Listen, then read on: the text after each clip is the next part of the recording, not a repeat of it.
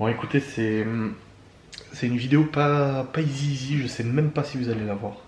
Si, bah si, de toute façon, si vous voyez ça, si vous l'avez vu, vous allez la voir. Mais ce qui se passe, c'est que nous sommes actuellement, il est quasiment 1h du matin, je viens de clôturer en fait le vlog du jour. Pendant la clôture de ce vlog, en fait, j'ai blablaté pendant genre 24 minutes, j'ai un peu livré à vous, j'ai un peu parlé à vous, j'avais besoin de vous parler en fait. Et pour le coup, en fait, je vais le mettre dans une vidéo à part entière. Donc là, c'est l'intro de cette vidéo-là. Je vais vous laisser regarder la vidéo, mais il fallait que je vous fasse une intro pour vous expliquer pourquoi on fait une facecam comme ça. En fait, c'est tout simplement parce que ça devait être introduit dans le vlog, mais c'est beaucoup trop long et c'est surtout beaucoup trop hors sujet avec le vlog.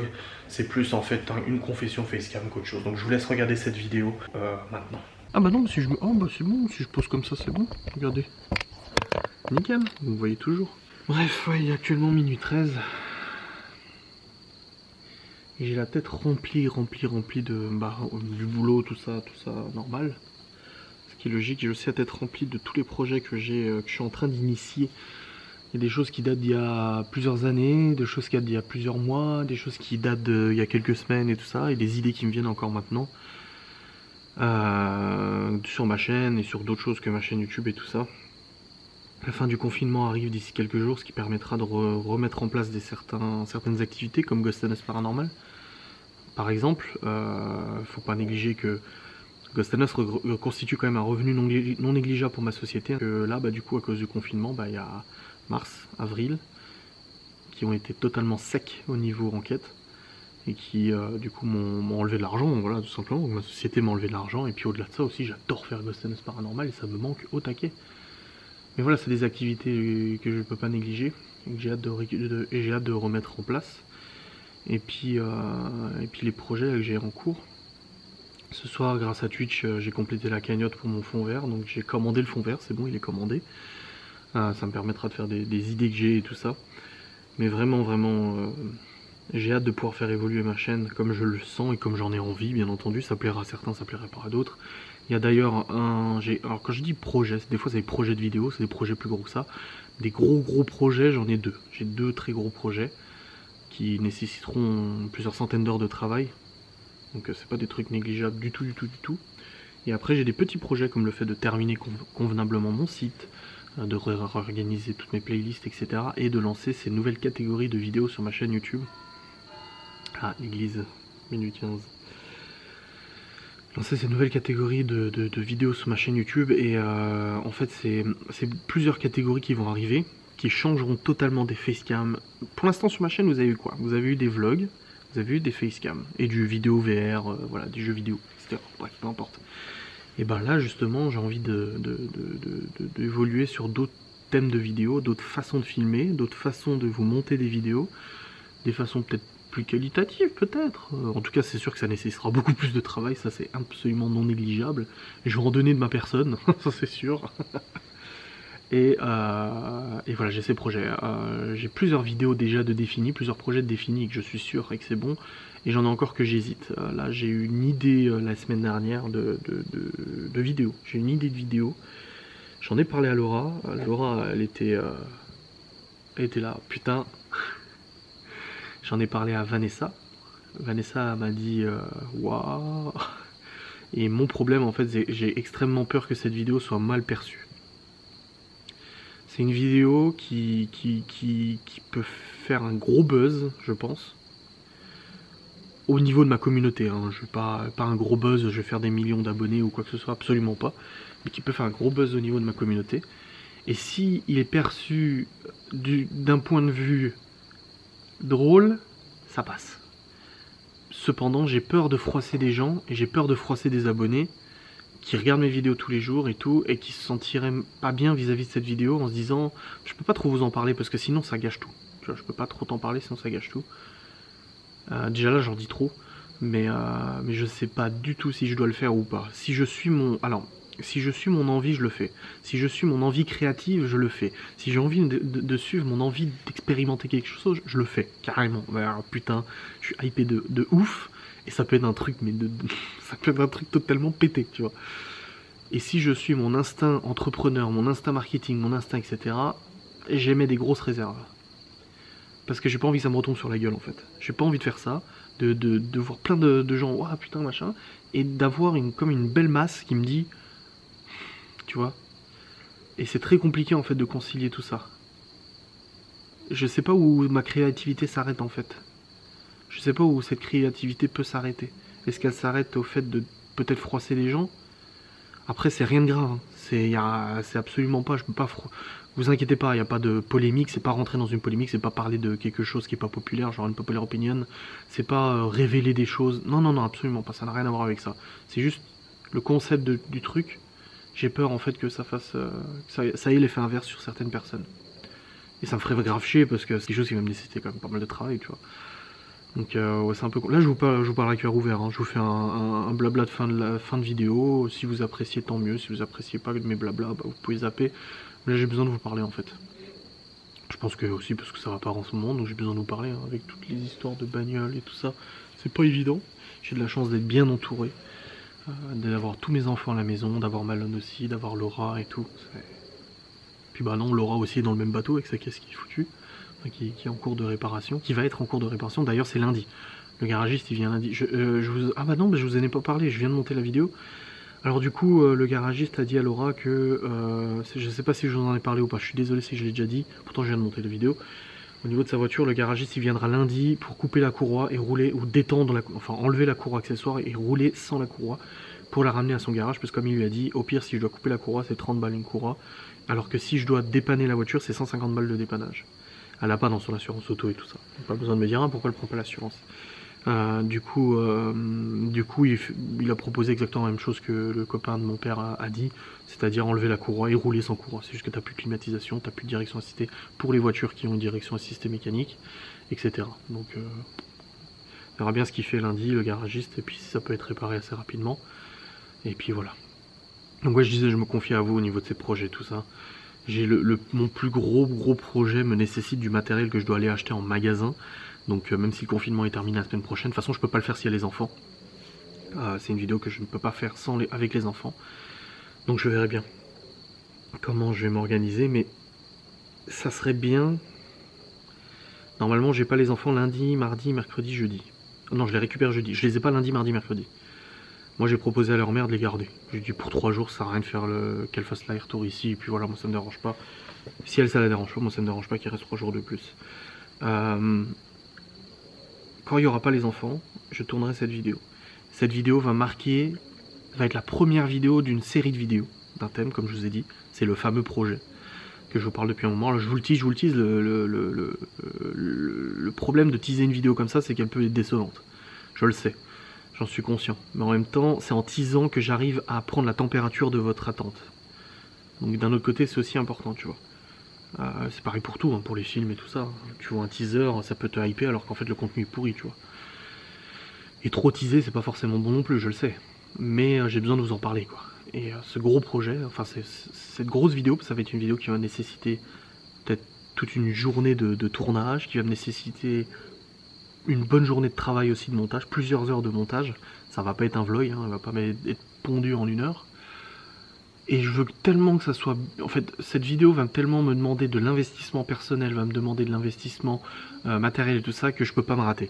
C'est une vidéo que je peux pas prendre comme ça à la légère et me dire « Ouais, c'est bon, j'y vais la fleur au fusil. » Et puis, non, non, non, non, non, non, faut vraiment qu'elle soit travaillée, faut qu'elle soit réfléchie, faut qu'elle soit planifiée, faut qu'elle soit organisée et faut qu'elle soit bien montée à ma sauce. Ouais, ça plaira pas forcément à tout le monde, mais qu'elle soit bien montée à ma sauce. Donc, je veux vraiment que ce soit parfait, j'ai pas envie de le faire dans la précipitation, mais ça viendra...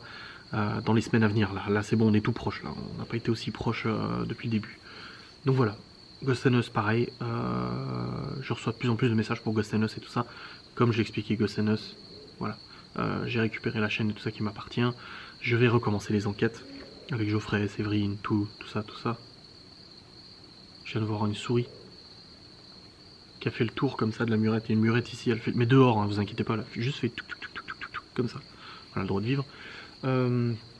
Oui, je disais donc avec Séverine et tout ça, des enquêtes que je veux dans la continuité du nouveau format que j'avais créé pour Ghost Us de la nouvelle saison, c'est-à-dire 3 parties, repérage, tournage, débriefing.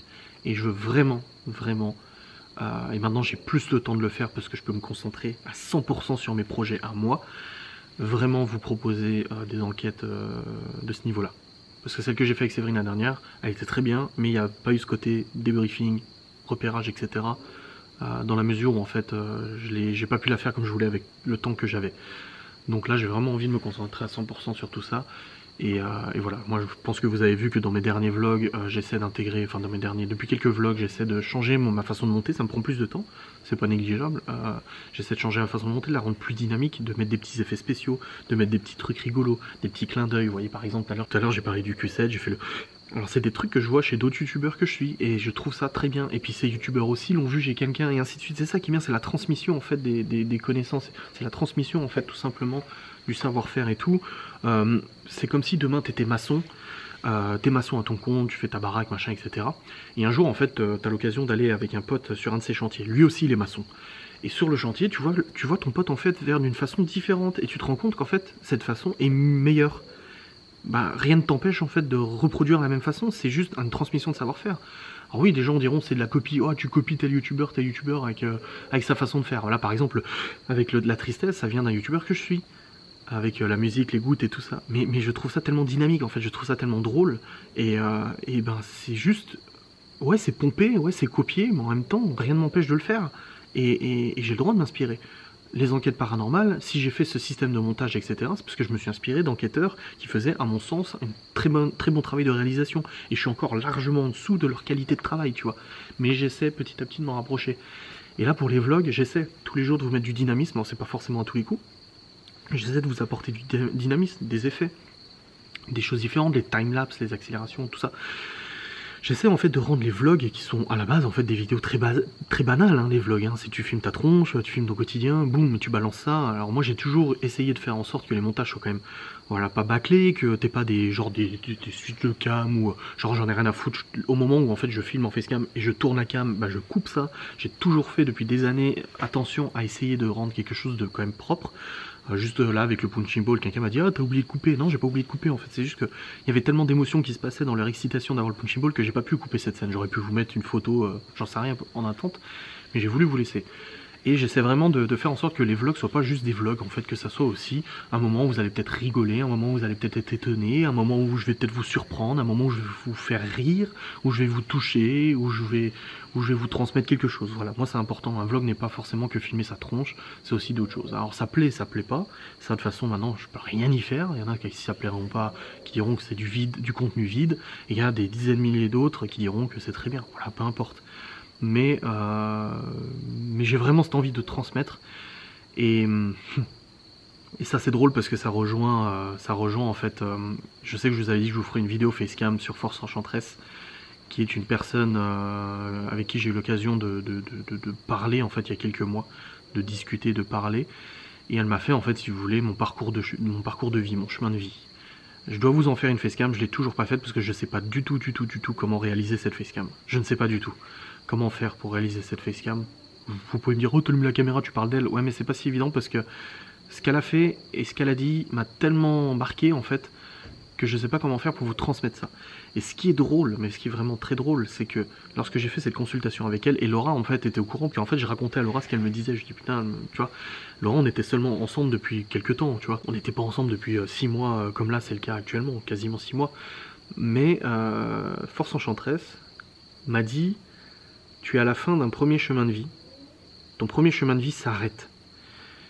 Et le truc, c'est qu'à ce moment-là, personne n'était au courant de la séparation. Personne ne le savait, ni elle, ni personne.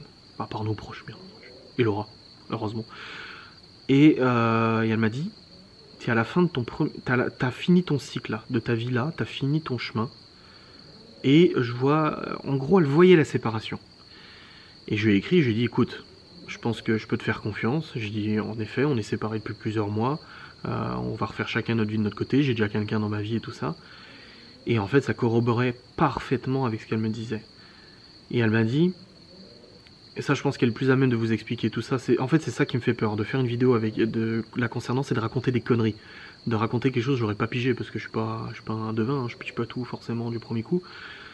Et en gros, de ce qu'elle m'a dit, au résumé de ce qu'elle m'a raconté, j'ai encore les vocaux et tout sur Instagram, il faudra que je me les réécoute pour faire la vidéo, mais elle m'a dit, ta priorité ou ton but ou ta priorité là actuellement dans ta vie, c'est que tu as fini un premier cycle et ta priorité c'est tes enfants et la transmission et ce que tu peux leur transmettre.